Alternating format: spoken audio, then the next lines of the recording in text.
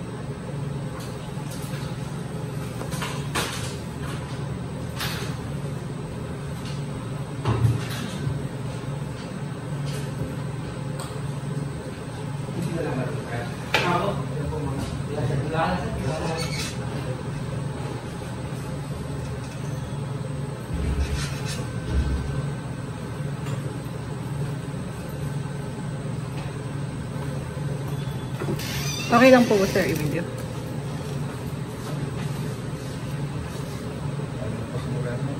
Magandang araw po mga amigo. Kumusta po ang lahat? So, pauwi po kami at sinundo namin si Princess saka si Ate Puti dahil maghapon po silang nagbantay sa ospital. Ngayon, kanina dinala sa sa Kabanatuan para i-CT scan dahil sirado yung CT scan dito. Sabing ganun. Tapos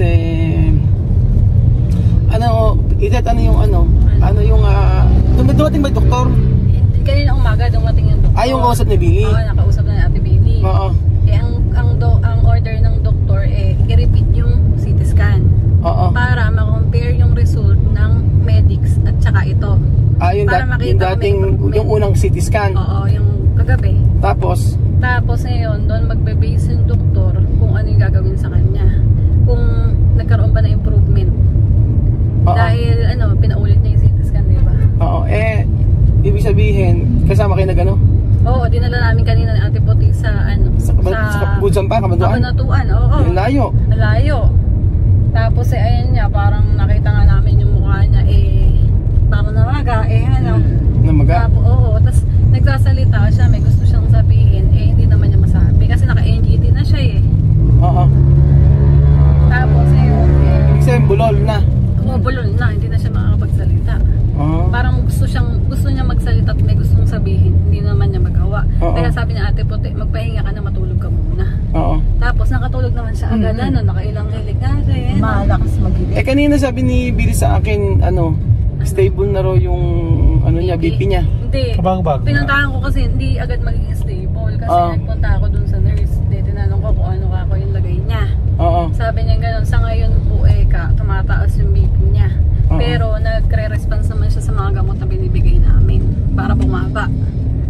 Tapos, bukas malalaman natin yung result ng CT scan. Wala pa kasi yung radiologist para i-check yung impression ba para mabigay sa doktor. Ngayon, magbe-base yung doktor doon kung ano nangyari, kung ano gagawin sa kanya, kung ooperahan ba o makukuha sa gamot. Sanang operahan. Yan nga Kasi pagka-opera talaga, delikado. Kasi mababa yung chance. Kasi na-paralyze na yung Ano paralyze? Na-paralyze na yung sa braso niya. Kasi ang naapektuhan sa kanya yung bleeding nasa left side. Paano? Yung bleeding niya Yung pagdugo, nasa left side ng ulo. Oo, ngayon, ang maapektuhan doon yung right side. Ganun ba yan? Oo, ganun siya. Ibig sabihin, yung paralyze yung kamay niyang kanan. Oo, hindi na Hindi niya mataas. Wala na yun. Nakalaylay na. Oo, tapos parang umuwi na rin yung niya. Ano na? Nakangiwi na rin yung Pisngi niya. Pisngi. Tapos parang namaga. Ganun Tapos yung katawan niya talaga paralyzed din. Mahina. Di ba natin puting Paralyzed na din. Ay, oo. Nakakaawa. Diyos ko. Tapos umiiyak nga si Billy kanina. Iyak ng iyak. May maiiyak ka talaga to. Diyos ko. Kami nga natin puti. Pinipigilan lang namin yung natin. Naiiyak kami habang dinadala namin sa kabanatuan. Iiyak nga si Billy kanina. Nakakaawa. Diyos ko. Nang hinahikatawan. Kanina nakausap ko si Billy. Iyak ng iyak. Sabi niya, dinala niya daw siya sa medics. Hindi pa daw ganun na Hindi! Nandun na namin kanina sa isang ospital, okay pa. Hindi yung katawan niya hindi okay, pero nakapagsasalita pa siya. Nakakapagsalita siya. Oo. So ibig sabihin, ang naapektuhan ng una yung niya, braso, yung katawan, yung kamay, bukas ba sasabihin doktor kung ano gagawin?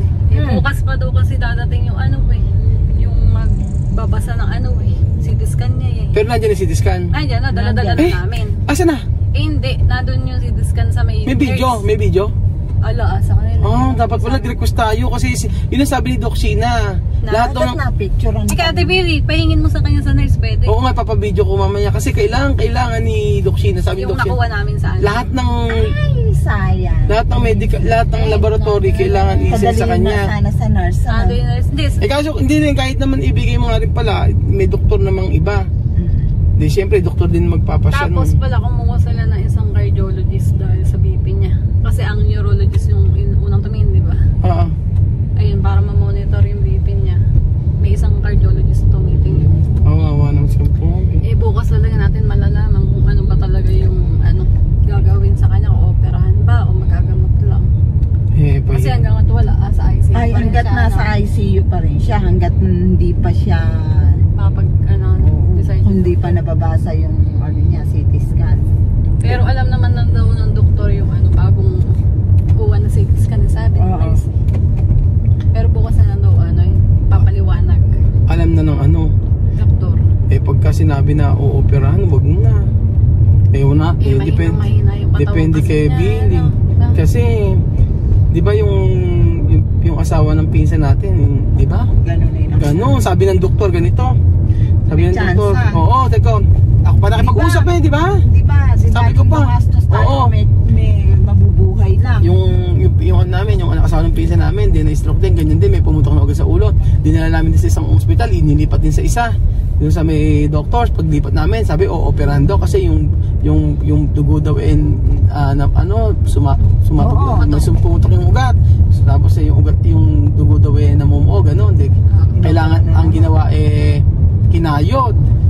Tapos na-operahan, after na-operahan, may yung unstable yung blood pressure. Tapos pagkayari pumutok na naman yung isang yung pangalawang putok. Tapos tinanong namin sa doktor, ano po ba? Kasi nung that time na o-operahan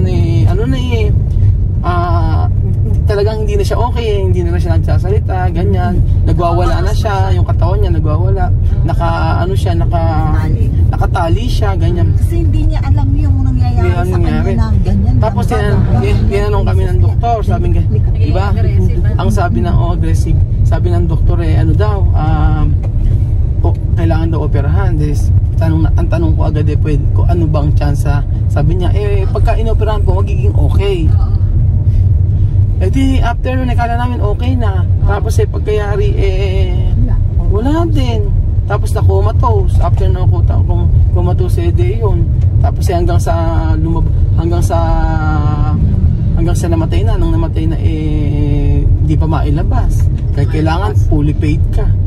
Ganun. Laki na naubos Oo. Hindi, kung about sa operasyon, si Billy magdi-decide na siya asawa. Kung ano sasabihin ng doktor. Sana nga makuha sa gamot at hindi na siya kaya nga, yun nga pinagdadasal ko kanina na sana yung... Sabi niya, sis, Ang sabi niya? Sis, tapos inaabot niya yung kamay niya. Tapos sabi niya, Ate Puti, matulog ka muna, sabi niya. Tapos natulog naman siya. Pero kung ano naman siya conscious naman siya sa nangyayari. Alam naman niya. Parang may hinahanap siya na may gusto siyang sabihin. Yung mata niya yan. Hinahanap di ba nasa ICU, paano kayo papasok? Hindi kami nakapasok sa ICU. Dinala namin siya sa Kabanatuan. Nung dinala niya sa Kabanatuan. Di ba nung sinundo niya sa Ate Billy, na-video kami. Sakto, di ba, na umalis kami agad Nung nilapit mo kami Nung dinala niya sa Kabanatuan, tsaka lang siya sasaltang gano'n. Oo, nakita niya ako. Nakita niya kasi ko dumating ako. Kasi di ba sa Ate Billy, uuwi na. Nakita niya ako, sabi niya, sis. Tapos inaano niya yung kamay niya, Tapos parang may gusto siyang sabihin sa akin. Tapos nandun na kami sa loob ng ambulansya.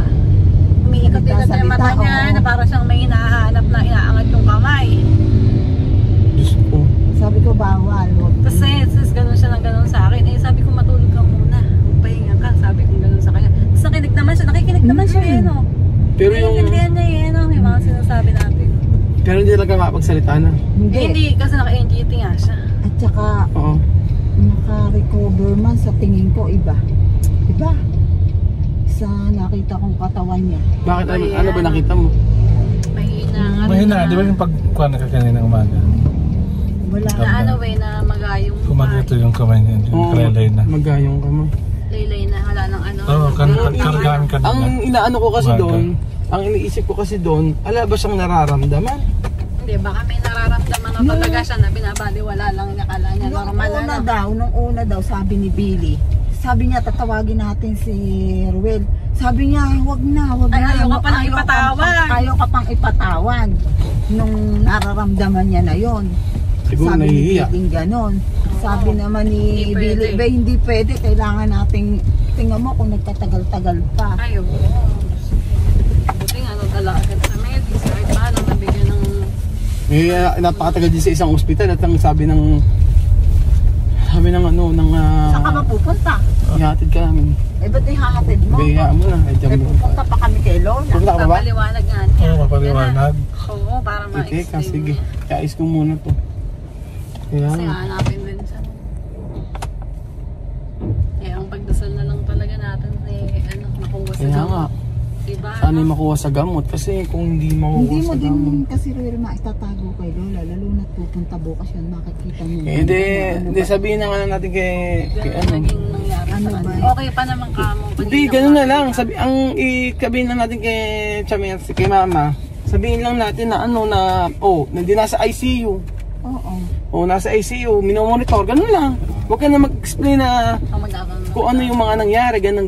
Tanong, hindi namin kamo alam kasi bukas pa darating yung doktor. Ganun lang. Diba? Bahala na siya pag nakita niya bukas. Kaya nga, bahala na siya. Paano gawin natin? So, ayun po mami ko, ito na po kami. I-update ko po kayo kung ano po yung mangyayari. I-update ko po kayo kung ano po yung mangyayari bukas. Kasi, si Billy na po yung yung mag-stay doon para mabantay si Kapogi. Pero ano po mga amigo, bukas aagahan namin si Mama Mercy ninyo o si Tia Mercy ninyo ang magbabantay tsaka yung kanyang best friend. So sana hindi naman maoperahan kasi talagang hindi okay pagka naoperahan. Sana maging stable yung BP niya o yung blood pressure niya. Mabigat pakiramdam ko mula kanina dahil nga nag-aalala ko sa kuya ko dahil Alam niyo yung naalala ko nung nakaraan, sabi nga ganun sabi nga ganyan niya, diba, inaano ko, sabi ko pupunta ka ako ng Amerika, ayaw niya. Niloloko ko, pinaprank ko, sabi ko pupunta ng Amerika, hindi raw siya pupunta. Dito na lang daw siya sa Pilipinas. At sa akin na lang daw siya magtatrabaho. Kaya sa lahat ng mga kapatid ko, ito talaga yung yung sabihin mo na kahit wala or walang-wala, hindi mo talaga kayang tiisin kasi napakabait. At saka never na hindi magko-complain basta inutusan mo o meron kang ipapagawa. Kaya sabi ko, sige lang, laban lang, maging okay din ang lahat. Pinag-pray ko lang na kung saan mo operahan at maging okay yung resulta ng CT scan kanina. So yun po mga amigo, i-update ko po kayo kung ano mangyayari at hopefully ay maging okay po siya. Thank you so much po mga amigo sa panonood ng episode na ito at God bless po. Salamat po sa pagsuporta.